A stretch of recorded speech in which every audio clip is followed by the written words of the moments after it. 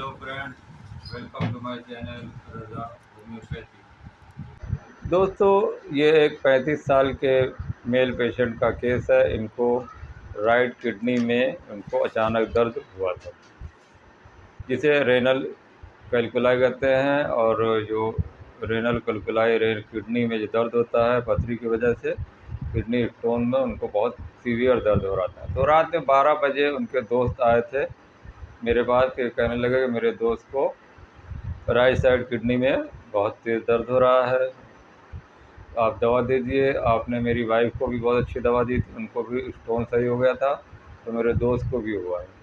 मैंने कहा ठीक है, आप पेशेंट से बात कराइए। तो उन्होंने जब पेशेंट से बात कराया तो पेशेंट ने कहा, हेलो सर, कैसे हैं आप? सर, आपकी बहुत तारीफ़ सुनी है, आपने मेरे दोस्त की वाइफ की भी किडनी में पथरी का इलाज किया, बहुत अच्छा इलाज किया था, उनको भी दर्द हुआ था, आपकी दवा से अच्छी हो गई, तो आप भी मुझे अच्छी दवा दीजिए।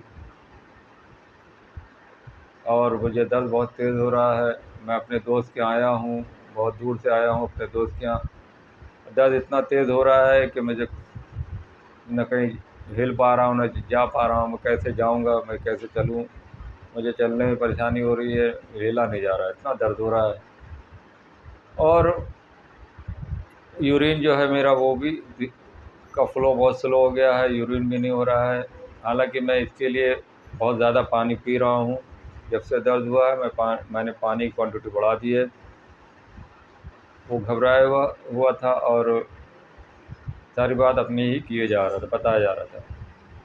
तो फिर मैंने पूछा, आपने इसके लिए क्या किया अभी तक? उन्होंने बताया कि ऑलरेडी मैं होम्योपैथिक दवा ले रहा हूँ। मेरे राइट साइड किडनी में 5.7 mm की स्टोन है।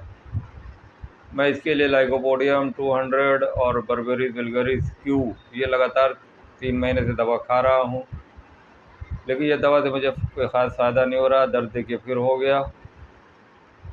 आप भी मुझे ऐसी दवा दिए जल्दी फ़ायदा हो, तो मैं आपसे भी फिर इलाज करूँ। ये दर्द मुझे अचानक क्यों हो गया समझ में नहीं आ रहा। हालांकि मैंने होम्योपैथी दवाएँ भी कर रहा हूँ और मैं परहेज़ भी बहुत करता हूँ। सब कुछ करने के बाद भी मुझे दर्द अचानक क्यों हो गया, बहुत दर्द हो रहा है और ये मैनेज नहीं हो रहा है।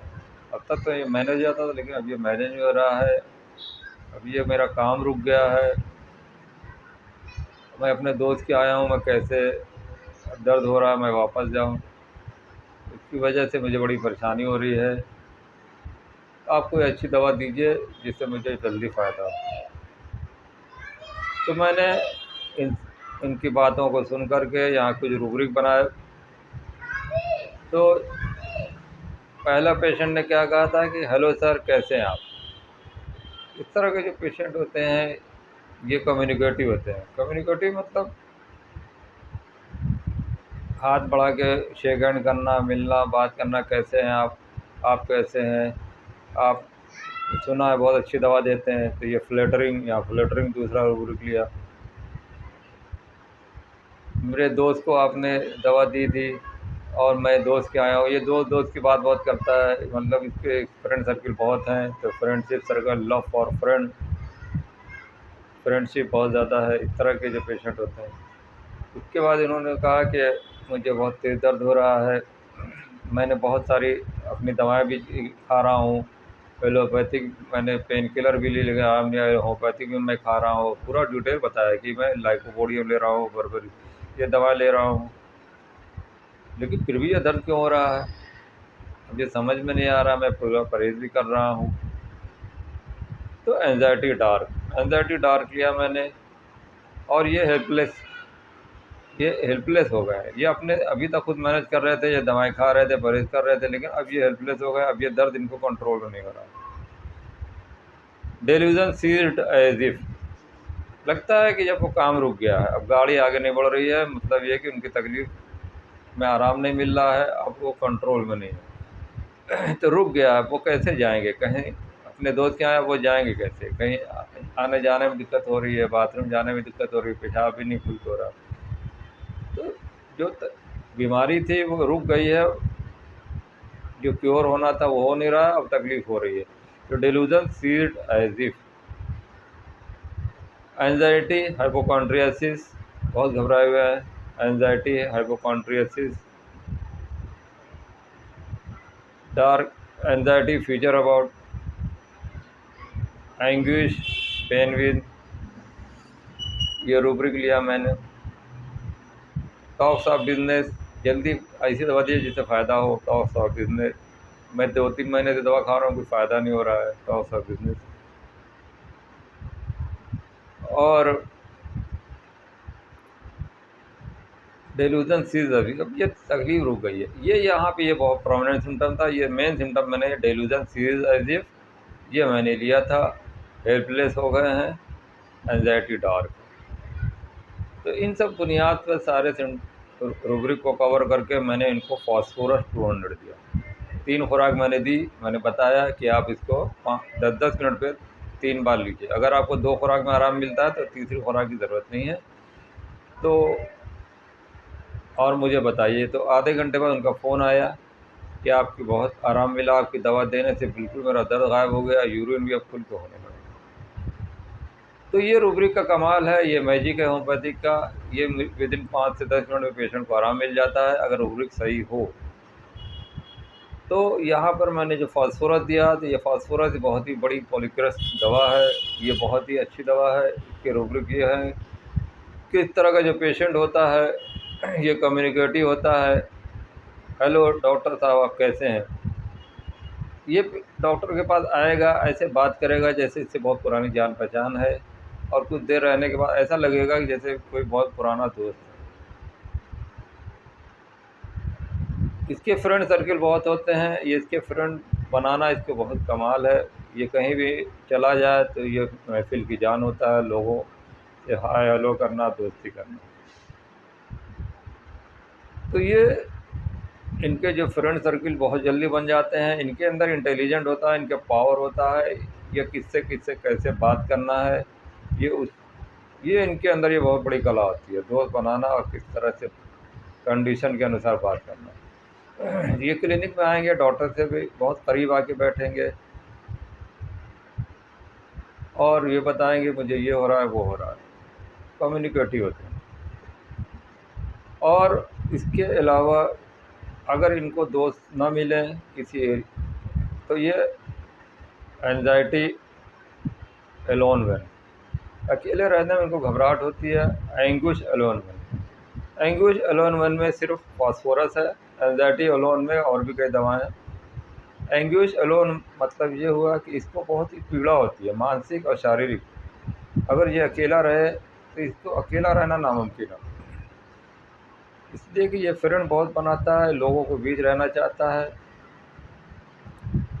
और ये अकेले रहने में इसको बहुत मानसिक और शारीरिक पीड़ा होती है।